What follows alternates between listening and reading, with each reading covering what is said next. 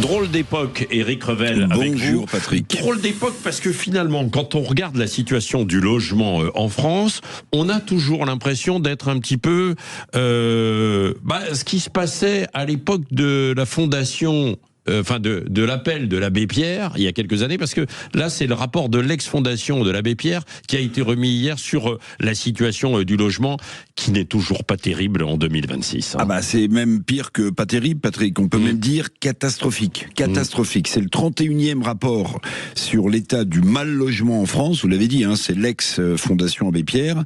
Ce rapport décrit 2025 comme une année noire pour le logement, avec une aggravation généralisée de la crise, une spirale inquiétante après des années d'abandon par l'État et des réponses politiques insuffisantes. Année noire pour le logement. Oui, c'est ça. Et le rapport met l'accent sur l'incroyable envolée de ceux qui, faute de logement, habitent encore chez des amis, dans leur famille.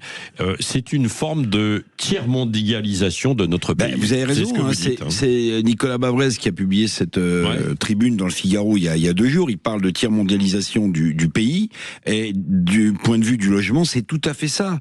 Le rapport met particulièrement l'accent sur ce que vous venez de dire, l'hébergement contraint chez un tiers. Ça veut dire quoi? Ça veut dire que faute de logement disponible, plus d'1 million de personnes logent chez des proches, dans la famille, chez des amis. 40 000 personnes en France sont sans aucun abri, 600 000 sont hébergées donc chez des tiers et 350 000 sont sans domicile fixe. Je rajoute, parce qu'il faut toujours le rappeler, que près de 3 millions de ménages en France attendent un logement social.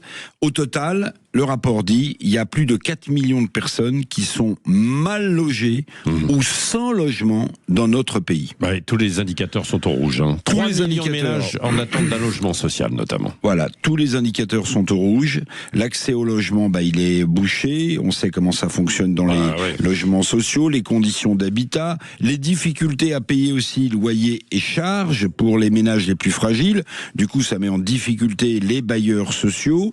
La production de logements est en chute libre. Il n'a qu'à regarder les mises en chantier qui sont très basses pour s'en convaincre.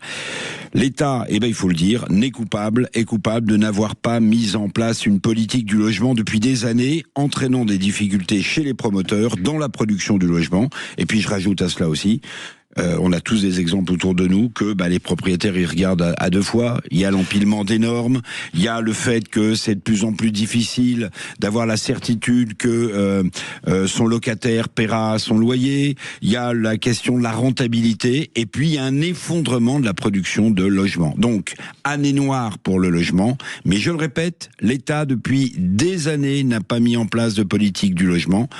Rappelons-le, c'est une bombe politique sociale. Quand les gens ont moins de pouvoir d'achat et qu'ils ont des difficultés croissantes à se loger, alors la colère risque de débouler dans la rue.